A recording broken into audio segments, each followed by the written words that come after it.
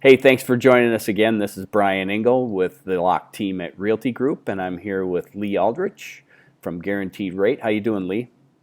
Good. How are you today, Brian? I'm doing great. I'm doing great. Sun's shining, obviously. Um, Not enough though to melt the snow yet, but we're working on it, right? Yep. So we're here today, and Lee obviously works quite a bit with our team and our customers to try and get them into either a new home or a new construction home. And that's one of the things Lee and I were talking with each other about recently is we found a lot for a customer. This is in theory. Find a lot for a Yep. customer on a lake. They want to build. Let's say the Eveline, which would typically run around 250 in Cambridge, but the lots on the lake are going to be about another 100,000. So we're in reality, let's say we're looking at 350 to build that home. How does a new construction loan work, Lee? Yeah. Yeah. So with new construction, it is very case by case on each situation because the unique part is the the max amount they'll borrow is based on what the value is. So kind of the worst case scenario is if you had that equation and you took a $350,000 acquisition cost, 250 plus 100. If it only appraised for 350, then you'd have to put 10% down for a standard construction loan. And then if here's the cool part though, if let's say the appraiser comes back and comes up with a $400,000 value, then they would borrow enough to cover the whole purchase, and we would just roll it into an end loan upon completion. So there's many times that we have people walking in with less than 10% out of pocket on a, custom construction project like that. And then during construction, it's interest only payments, and then you pay your taxes and insurance separately.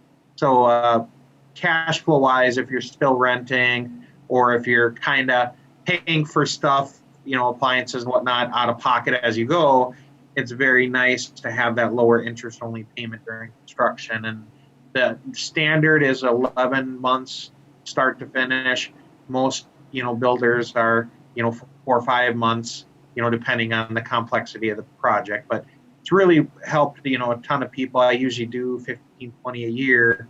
And, it's almost always people are very pleased with it and coming in with less than the, full 10% out of pocket. Nice, nice. So how does that process work? I mean, does the buyer have to work with? Are they the go between the builder and you, or how does that work?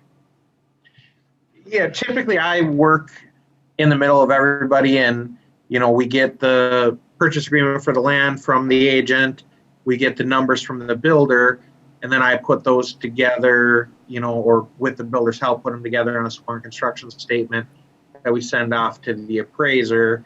And then during the whole period of time while we're getting those numbers together, obviously we're getting the financials and having the buyer all approved with our underwriter on the construction side so that we can move quickly once we get that appraisal in hand. But yeah, it's really a combination of everybody working together as a team. Interesting. Cool. You know, it's kind of not in the construction loan question bin, so to speak, but kind of going down. I know you and I have talked about like rehab loans. FHA has a 203K loan. I think there's a conventional mortgage. Yeah. And I've Yeah, heard, home style renovation is what that's called. yeah, I've heard people call it like a live-in flip, where they buy the house and they finance the rehabilitation costs or the rehab Yeah. costs. Can you speak to those a little bit? Let's say Yeah. let's say we're looking at a house that's we're 230,000 fixed up on a lake. I keep going to the lake, sorry. You But got somewhere on your mind already. I do. But yeah, so let's say 230,000. You want to add. Let's say they want to add, probably about $60,000 for an addition to basically. Yeah. Like I mentioned, there's one house I was looking at. It was 700 square feet, and we're looking to try and get to at least 1,100, 1,200 square feet for our next home if we're going to downsize to the lake. Yep. And so looking at the things, we're ballparking numbers right now, but let's say we would need to put about 60,000 into it. So all in all, we're looking at about 290. Yep.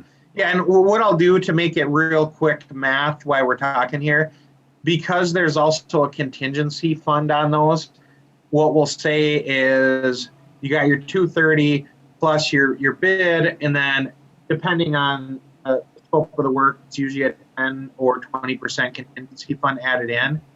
So for nice round numbers sake, let's say your total project runs 300,000. Mm-hmm. Now with FHA, you have to put 3.5% down, which would be 10,500.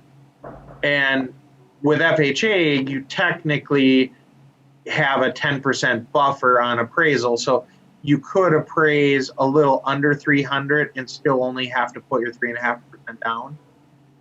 Now, conventional, it would look at that same. So basically, what a renovation loan is doing is instead of saying, here's my purchase price, here's my down payment, it's saying my purchase price plus my costs of renovation along with contingency fund is my new acquisition or my new purchase price. Okay. So on a conventional, in that same scenario, at that price point, you probably have to put 5% down because it's normally 5% down. There is a loophole where if you're under a certain income bracket, which they really reduced that this last 6 months.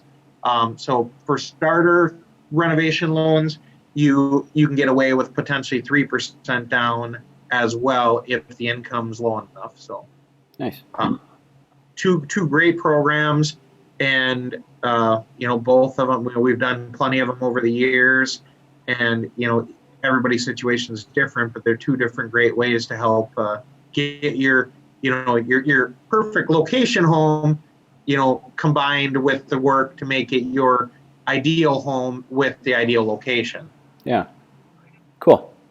Well, that's really the majority of my curiosity was about the construction loans, but I started thinking of, as an investor in the back of my mind. Yeah. So I thought it'd be worthwhile discussing. So I appreciate you adding that, and I appreciate your time. I don't know, is there anything else you can think of that people might need to know about construction loans or yeah. So, well, yeah, and again, best thing to do is, speak with somebody who's very experienced in them, because they're, a whole different animal. Yeah. That's one of my specialty. I've been doing new construction since, 2003. So I've done hundreds and hundreds of new construction along the way, with many of them being construction or renovation loans. What is important is everything's case by case, and back to the 203K versus the home style. So FHA 203K is only owner occupied, so it needs to be somebody who's going to live there. The home style, we can do, like I said, 3 or 5% down if they're going to live there, 10% down if it's going to be a vacation home, or you get into investment. It's advised to go 20% down.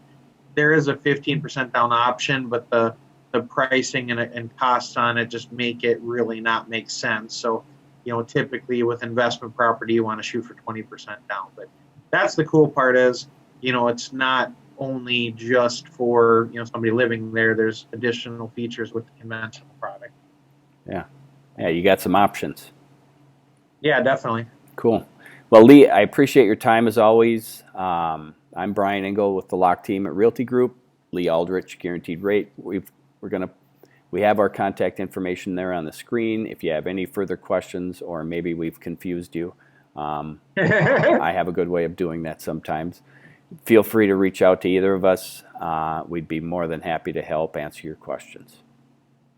Thank you for having me today. And yeah, like Brian says, we're happy to help. And, whether it's talking through a scenario or putting a whole plan together, just definitely reach out to us and we'll be happy to help you. Yeah, Lee is really good with scenarios. I've been throwing tons of them his way. So I appreciate your help all the time, man. Just batting practice, getting ready for spring and summer like you. All right, that sounds good. Have a good day. All right. You too. Thanks. Thanks.